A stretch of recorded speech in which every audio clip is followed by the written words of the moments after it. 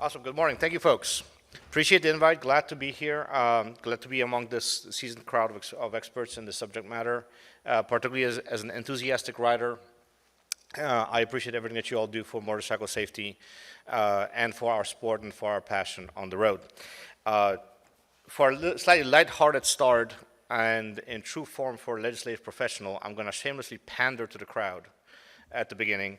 Then I want to give you guys a quick overview of motorcycle legislation for the 89th legislative session, and then give you guys some advice for successful legislative advocacy into the future that I hope will be helpful to you all. So let's start off with the pandering. If you pay attention to that picture right there, for the Stay Off the Slab crowd, this is the Pecos River Bridge on Highway 90. For the fans of various motorcycle types, that's an Alien Head BMW S1000RR, model year 2018. For the all the gear, all the time advocates, that's an Arai helmet. There are some held motorcycle gloves on the tank. I'm also wearing Daytona boots, and under that Dyneema denim jacket, there's a Tech Air 5 airbag vest. For Farco enthusiasts, MRA screen on the bike, RNG frame sliders, and a GV tank lock tank bag. And for the old school tourers, no GPS, no phone, just handwritten notes on that tank bag. All right. All right, now to a little more serious conversation. Before I dive into the discussion in the state, there's obviously one really interesting piece of legislation on the national level or in another state that passed this past year, which was Colorado's lane filtering law. Lane filtering, lane splitting is obviously a hotly contested debate in various states, including the state of Texas. The Colorado approach is really going to shape the conversation for the future, because not only did they pass a law, but they to allow limited lane filtering, but they also introduced two interesting aspects. Number one, a trigger for it to automatically expire, and number two, that expiration is based upon actual statistical analysis of crash statistics.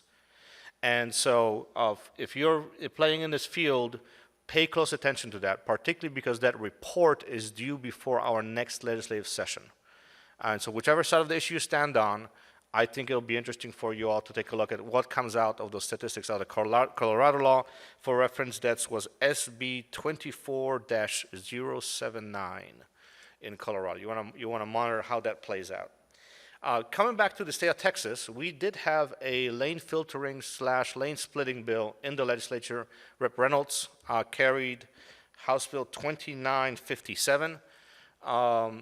That bill at this point in time is not moving. Before I get into that conversation, in the legislature we like to use two terms: moving or dead.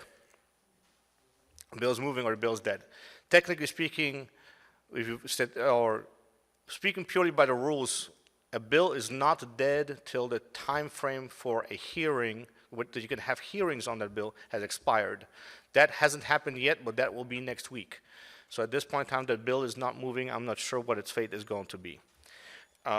Another piece of legislation that's motorcycle related is House Bill 1108 by Representative Van Dever. That is the no motorcycle profiling bill. That bill is also not moving. Now, Rep. Van Dever is the chairman.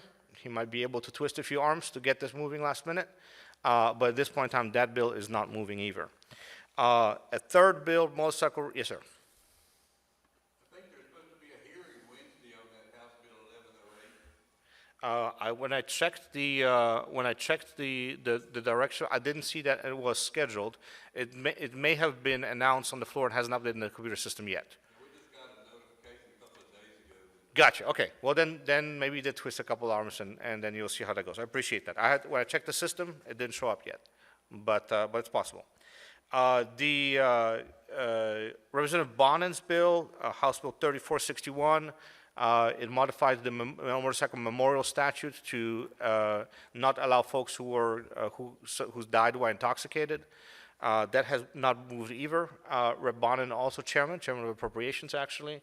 If he chooses to twist a few arms, he may be able to get this moving, but that hasn't moved yet. So as you guys can tell, it's a relatively quiet session legislatively from a motorcycle perspective. There are two bills that are moving. One that I'm very proud that my boss is carrying, which is House Bill 49, 4904, which is liability protections for folks who lease surface lots to motorcycle instructors. That bill has come out of the House JCJ committee and recommended for the local and consent calendar.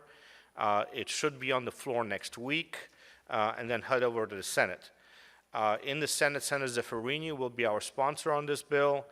She is the one that passed the motorcycle instructor legislation last session, so she's very aware of the subject matter, and so we are cautiously optimistic. Obviously, nothing is done till it's done, but the bill is moving, and it's got a pretty good path ahead of it, knock on wood. The main piece of motorcycle legislation that is almost over the finish line, as I made the comment earlier, I probably wouldn't pop the champagne just yet, but it's not well advised to put it on ice, is Senator Perry's Senate Bill 296, which deals with ticket dismissals. Essentially, the core of the bill allows a motorcycle safety course to be utilized to dismiss multiple charges stemming from one action, so from one event, one general offense, that has gone through the Senate, it has out of the House, voted 11-1 out of the House Transportation Committee, and it will be headed to the floor in the House next. Considering we still have 4 weeks of session left, its runway is pretty good in order to get through the process. And that pretty much is it for what we have in the Texas House and the Texas Senate for this legislative session. But let me transition kind of into the future. I know that many of you are involved in this advocacy effort, and there's many other partners that you have who are really passionate about one thing or another when it comes to motorcycles and legislation and really want to accomplish something, either make something happen or stop something from happening. So I did want to share a few perspectives of successful advocacy, which I think and I hope will be helpful to you. For a little bit of context, like was mentioned earlier, I get to work for Chairman Ryan Guillen. I'm his legislative director. My boss, reliably, is the member in the Texas House of Representatives that files and passes the most bills of anybody. We actually compete quite well with some senators' offices in terms of volume, what we pass. My boss has been there for 20 years, or over 20 years. He's been there for over 20 years, but because he is very effective at getting things accomplished. And one thing that we do every day in the office is we negotiate bills. So we not only just file legislation, we help this legislation move, and we get it over the finish line. And so the following points I'm going to share are based on that experience and my personal experience prior to being a Chairman Guillen, having done advocacy since the 2007 session on the outside, and I hope this will be helpful for you all. Number one, and if there's one thing that you take away from my speech, please let it be that. Politics is the art of the possible. Let me repeat that. Politics is the art of the possible. If you ever come to the legislature with an all-or-nothing approach, I can guarantee you will get nothing. How are you successful?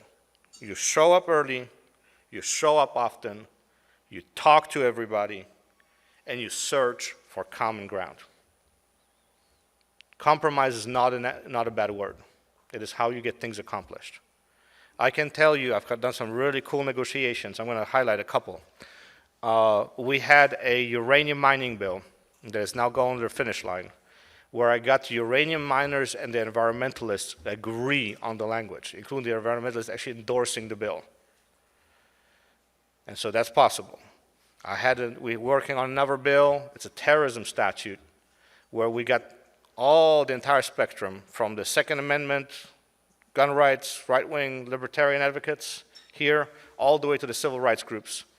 Put them into a room for an hour. After 30 minutes, they were making each other's arguments, as in they were seeing it from the other person's perspective, and came out agreeing to language. It is possible to accomplish things if you get in the room, you sit down with people, and you talk to them. And that is really, really important if you want to accomplish something in the legislature. So don't be afraid of the conversations. Search them out. Show up. Engage. Reach out. In the same vein, know your friends, know your opposition, know the sympathizers on both sides. If you want to get something done in the legislature, let me just pick on the lane filtering thing. Who's for lane filtering or lane splitting or one of the two? Out of curiosity, okay? Small group, all right. I'm gonna speak to you guys, and then so the rest of you knows how to combat them. And this will be a fair fight then. All right, for the folks advocating for lane splitting and lane filtering, you have two major groups that you're dealing with. Number one, it is the law enforcement guys. Number two, the insurance companies. The law enforcement guys have their reasons why they oppose. The insurance companies, obviously, it's additional risk. It's going to cost money. And so if you want to be able to get this over the hump or at least engage in a viable conversation about it, reach out to people in that field everywhere, at your local level. Build relationships, build trust, have conversations, have them understand that you're not nuts, that you have your reasons, that you're a decent human being, and you're willing to work something out with them. Reach out also in the legislative session, while in Texas meets once every 2 years for 140 days, it is actually a full-time legislature because a lot of work gets done during the interim. If any issue, lane splitting, filtering, or otherwise, if you want to get something accomplished, talk to the chairman of the committee, both in the House and the Senate. Talk to the Speaker's office. Talk to the Lieutenant Governor's office. Get an interim charge. Make a committee study your issue in the interim. Give people a voice, get them educated, get legislation pre-drafted, get a massive head start of what you can accomplish next session. Specifically for the lane splitting and lane filtering crowd, do not use the C word in the legislature. Understand that the C word will be used against you over and over again, so you don't want to use the C word as an advocacy for yourself. From that crowd, does anybody not know what I'm talking about when I talk about the C word? No? Okay. It is the People's Republic of Earthquakes and Wildfires. Do not use the C word in the Texas legislature. It is the most guaranteed way to kill your effort in a heartbeat. I'm sorry, can you repeat that again? Yes. Do not use the C word in the Texas legislature. It guarantees you effectively killing your legislation, your effort. Oh. Thank you. Yes.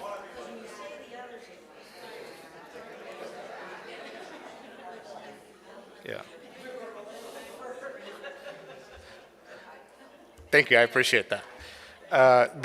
If you are going to be using examples from other states, make sure you know the makeup of their legislature. I would advise to only use examples from other states where the legislature is purely Republican, which means Republican House, Republican Senate, Republican governor, and then only carefully. The Colorado law, that's a purely Democrat legislature. That is probably not a good reference point. Even though the data might be interesting, advocating we should be like Colorado is probably not going to get any very far either. The other C word, much worse. Okay, and staying on the kind of the partisan perspective, but I think it's important to be aware from a strategic perspective, is make sure you work with Republican offices. Nothing against the Democrats. There's good people there that have the heart in the right place and they're fighting for their efforts. But make sure you work with Democrats, if not for one specific reason. The Lieutenant Governor, and he says this publicly all the time, has a very simple rule in the Senate. If the bill doesn't have the majority of Republicans supporting it, he is not going to put it on the floor. If you don't have the majority of Republican senators supporting your effort's dead, guaranteed dead. And so make sure you work with Republican officers on whatever you're trying to accomplish. Both House and the Senate is helpful, particularly in the Senate.